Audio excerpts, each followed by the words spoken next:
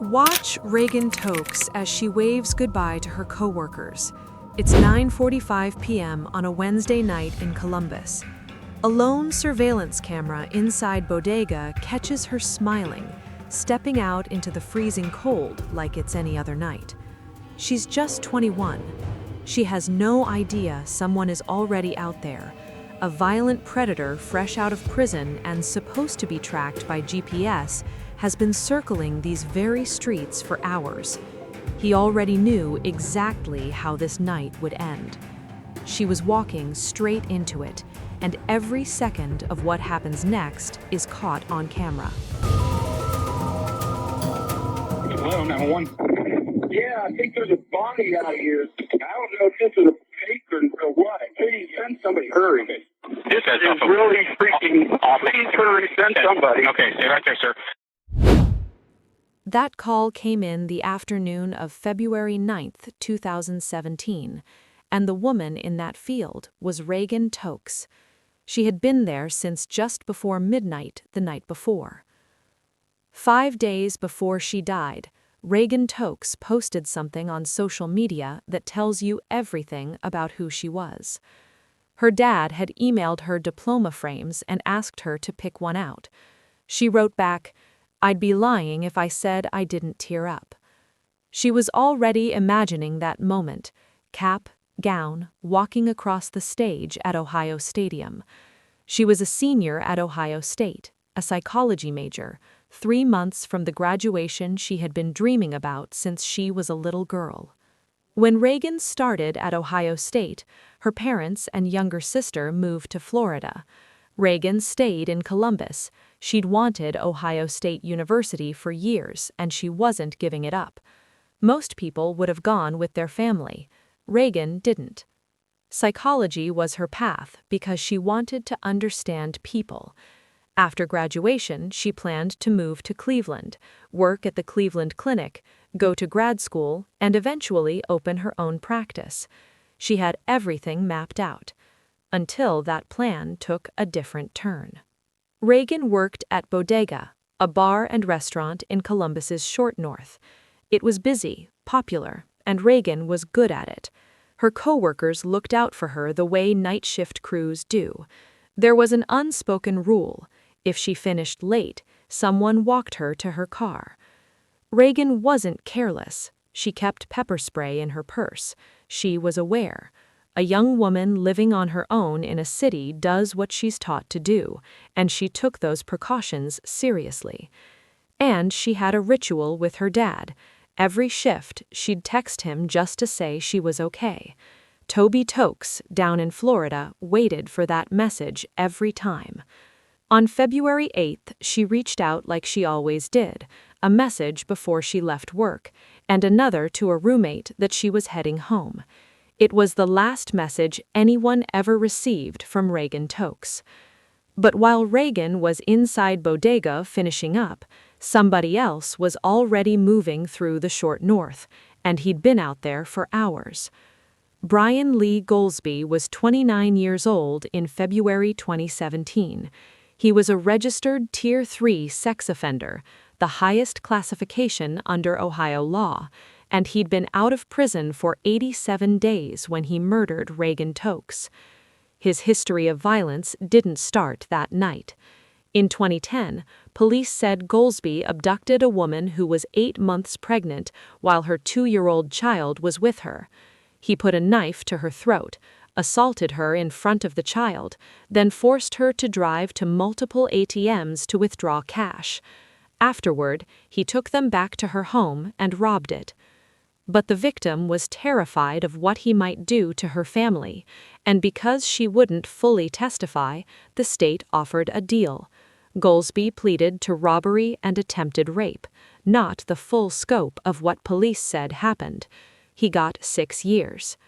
He served that time across Ohio prisons and racked up 52 documented infractions along the way: fighting, theft, repeated rule violations. And when his sentence expired on November 13, 2016, Ohio had no legal mechanism to keep him locked up longer. He had to be released. After his release, he was placed in transitional housing through the exit program, fitted with a GPS ankle monitor and put under supervision. On paper, the system had eyes on him. In reality, the monitor logged his location minute by minute in data that wasn't being actively watched. Early violations followed: dead batteries, unauthorized overnights, non-compliance, reviewed later and marked non-severe. After his third violation, a hearing was scheduled for February 23rd, a hearing that could have sent him back to prison. He murdered Reagan Tokes on the night of February 8th. In the 15 days leading up to Reagan's murder, there were 6 victims: robberies, a gunpoint abduction, a forced trip to an ATM, a woman pistol-whipped for cash, and through it all, his ankle monitor logged every move, minute by minute, in data that wasn't being actively watched. On February 8th, GPS data later showed Golsby moving through Columbus for hours.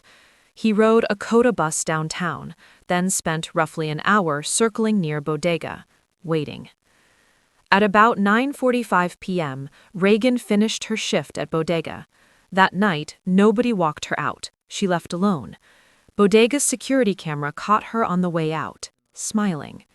She didn't know that Golsby was right outside.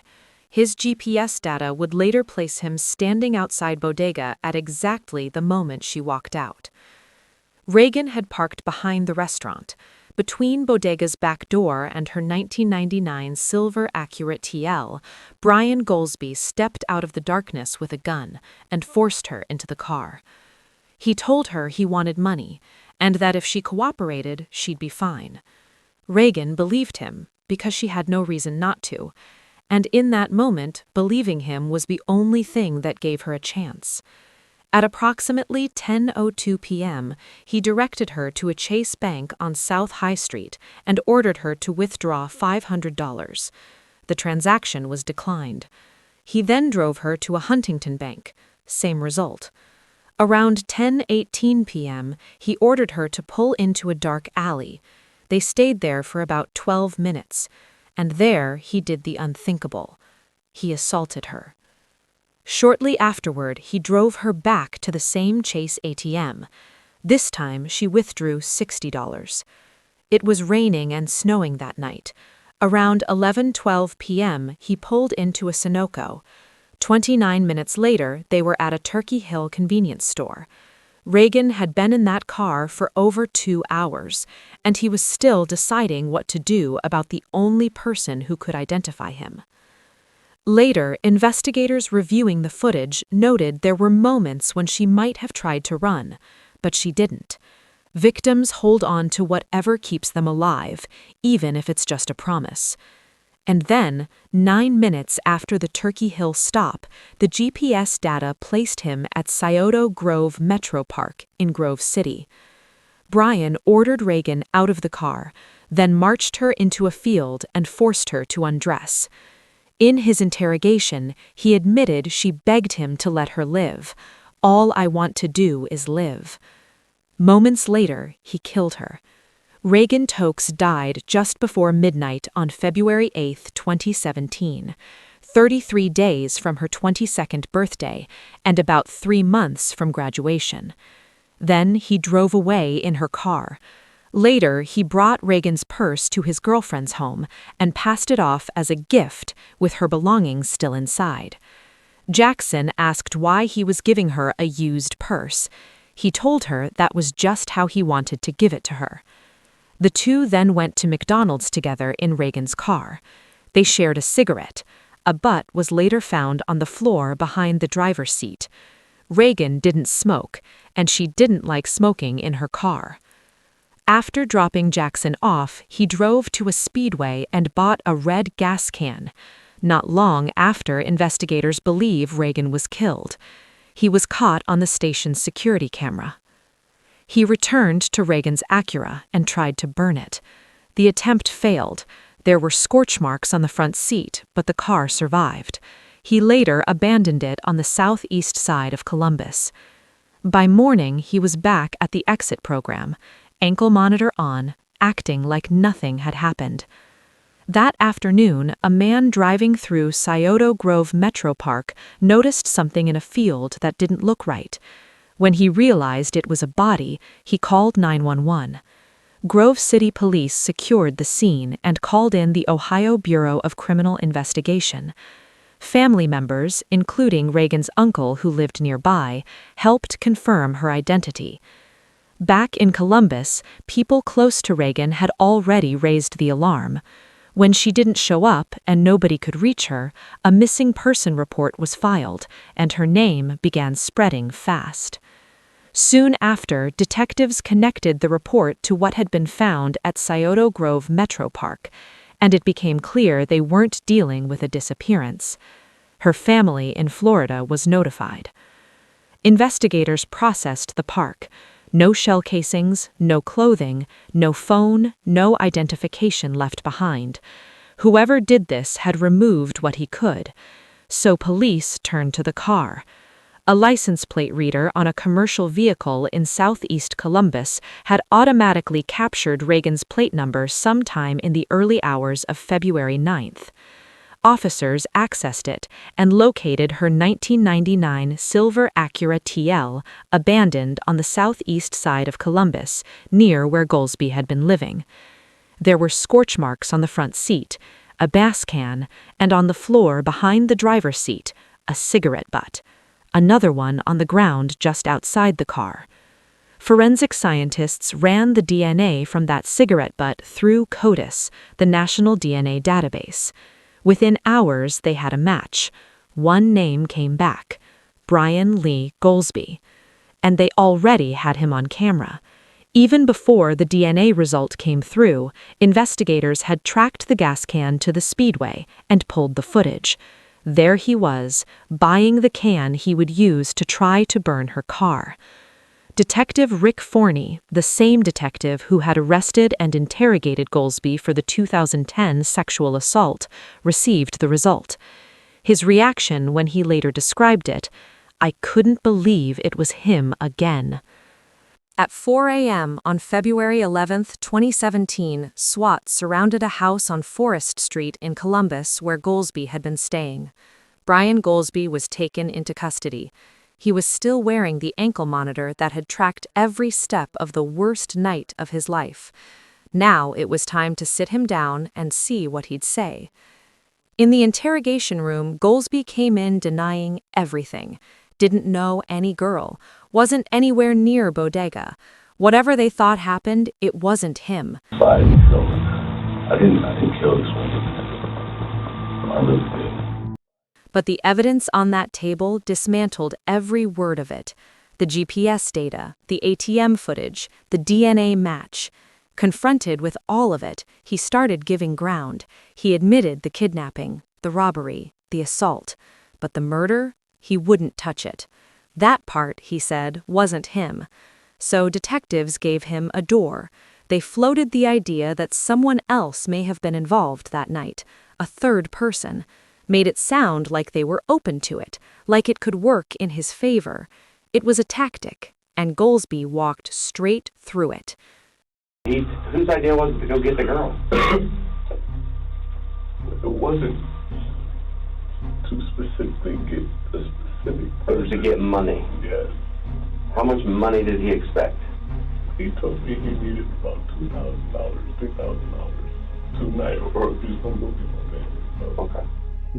What's he go by? What name does he go by? TJ. TJ? Detectives already knew there was no third person, but the job still had to be done. Every thread ran down, every detail checked. They came back with nothing. No record, no match. The room went quiet. Detectives stepped out. When they returned, Golsby asked for 2 double cheeseburgers. Then he told them where to find the gun. It was hidden in a storm sewer drain in the Linden area. Ballistics confirmed it fired the shots that killed her. Inside the barrel, they found Reagan's DNA. Later, the mother of his child visited him in jail. For months, he kept lying, still pointing to someone else. But when she looked him in the eye and asked him directly, he nodded. No words, just a nod. She came back a second time and asked him why. His answer was simple: money. March 5, 2018, the trial began.